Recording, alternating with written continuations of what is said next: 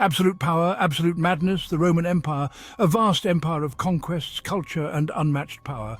At its head stood the emperor, a figure worshipped like a god among men. But behind the facade of power and divinity, a darker truth often lurked. History whispers of emperors consumed by madness, their reigns marked by cruelty, debauchery and bloodshed. Were these men inherently corrupt, or did the intoxicating elixir of absolute power warp their minds and unleash their darkest desires? The annals of Roman history are filled with tales of emperors who succumbed to the corrupting influence of absolute power. Caligula, Nero, Commodus, Elagabalus. These names have echoed through the ages, synonymous with tyranny, excess, and the extremes of human behavior. Their reigns offer a chilling glimpse into the darkest recesses of the human psyche, where power, unchecked and unbalanced, can twist even the brightest minds. The stories of these emperors are not just historical curiosities, they are cautionary tales, reminding us of the seductive nature of power and the ease with which it can corrupt even those with the best intentions. As we delve into the lives of these infamous rulers, we embark on a journey into the heart of Roman decadence, exploring the motivations, desires, and ultimately, the madness that defined their reigns. Caligula, the emperor who made his horse a senator, Gaius Julius Caesar Augustus Germanicus.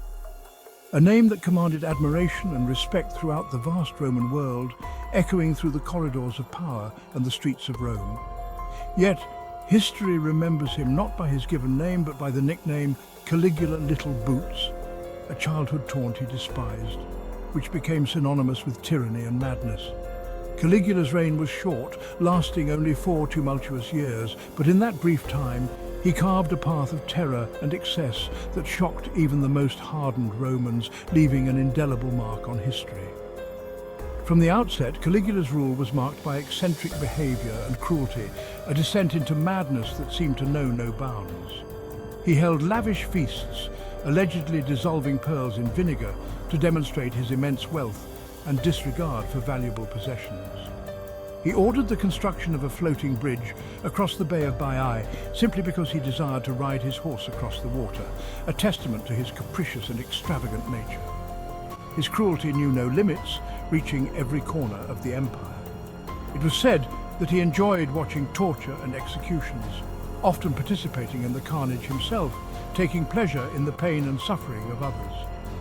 Perhaps the most infamous example of Caligula's madness was his alleged desire to appoint his beloved horse Incitatus as a senator, an absurd and unprecedented act. While the historical veracity of this claim is debated, it speaks volumes about the reputation of an emperor known for his capriciousness and disregard for Roman traditions, a symbol of his erratic rule. Caligula's reign of terror thankfully was short-lived, a brief but intense period of chaos and fear. In 41 AD, at the age of 28, he was assassinated by his own Praetorian Guard, stabbed to death in a dark corridor of his palace, a fitting end to his bloody rule. His death was as brutal and chaotic as his life, a suitable end for an emperor who descended into the abyss of madness, leaving behind a legacy of fear and infamy that would be remembered for centuries. Nero, the emperor who fiddled while Rome burned. Nero Claudius Caesar Augustus Germanicus, a name that became synonymous with tyranny, extravagance, and one of the most infamous events in Roman history, the Great Fire of Rome.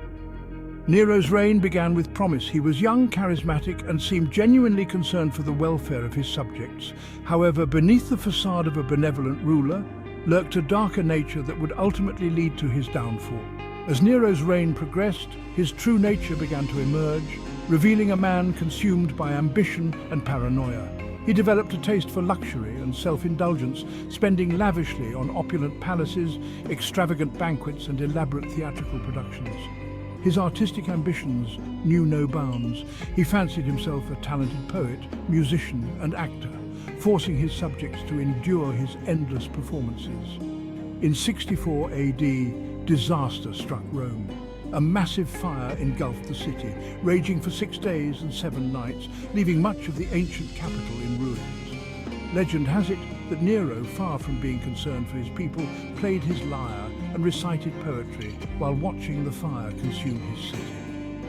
While the veracity of this tale is debated, it cemented Nero's image as a callous and indifferent ruler. In the aftermath of the fire, Nero's grip on power began to weaken and his popularity plummeted. He was accused of starting the fire himself to clear land for his grandiose building projects, including the extravagant Domus Aurea, his golden house.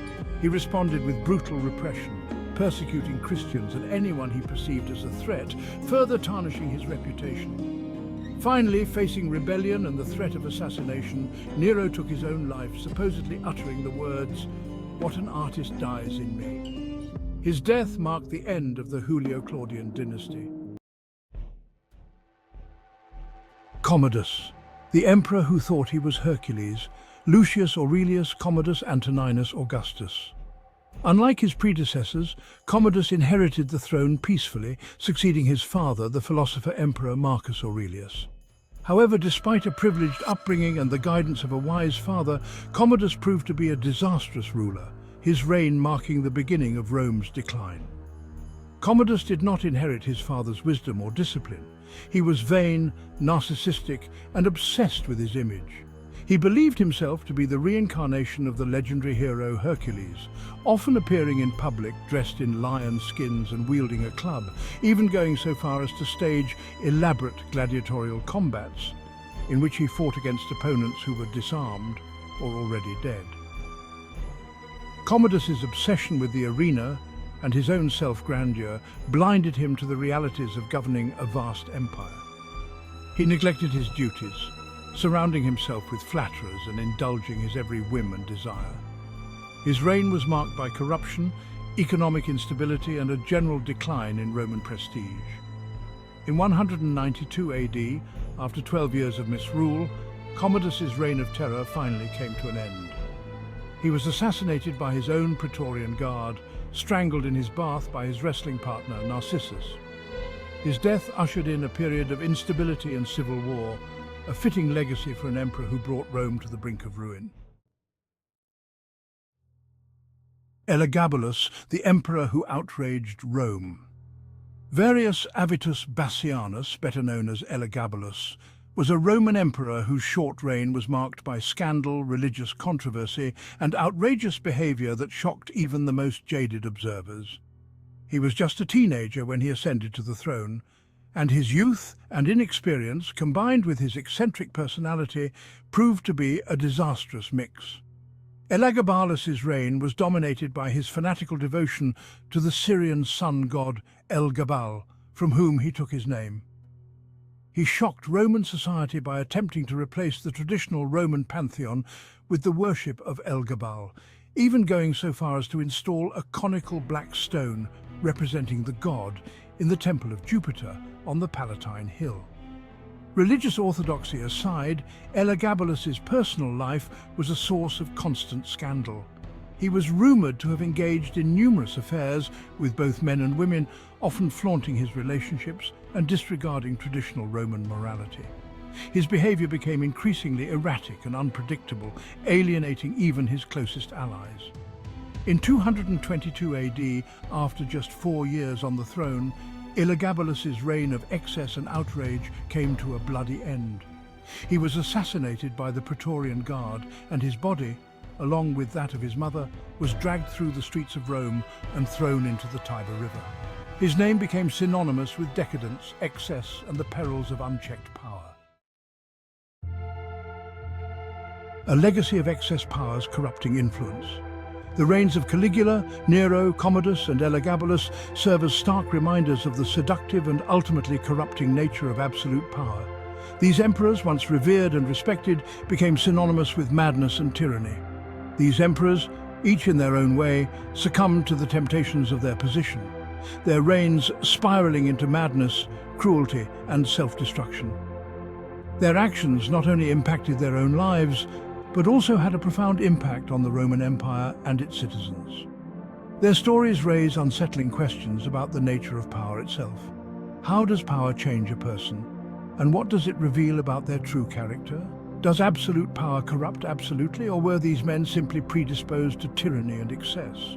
Were they victims of their own ambitions, or did the power they wielded amplify their darkest traits? Is it possible to wield such immense power without succumbing to its dark influence? Can a leader remain just and compassionate when they have absolute control? As we reflect on the lives of these infamous Roman emperors, we are forced to confront uncomfortable truths about our own capacity for good and evil. Their stories are a mirror, reflecting the potential for darkness that resides within us all. The line between sanity and madness, between justice and tyranny, is often thinner than we would like to believe. It is a delicate balance, easily disrupted. And while we may never know for sure what drove these men to such extremes, their stories serve as chilling reminders of the fragility of civilization and the ever-present potential for power to corrupt even those with the best intentions. Their legacy is one of warnings etched in history. The question remains, can we learn from the mistakes of these Roman emperors and choose a different path? One where power is tempered by wisdom, compassion, and a deep respect for the common good? Can we create a society where leaders are held accountable and power is balanced? Or are we doomed to repeat the cycles of history, forever trapped in the shadow of these mad emperors? Will we continue to witness the same patterns of corruption and decline? The answer ultimately lies within ourselves. It is up to us to choose a different path, to learn from history and strive for a future where power is used for the betterment of all.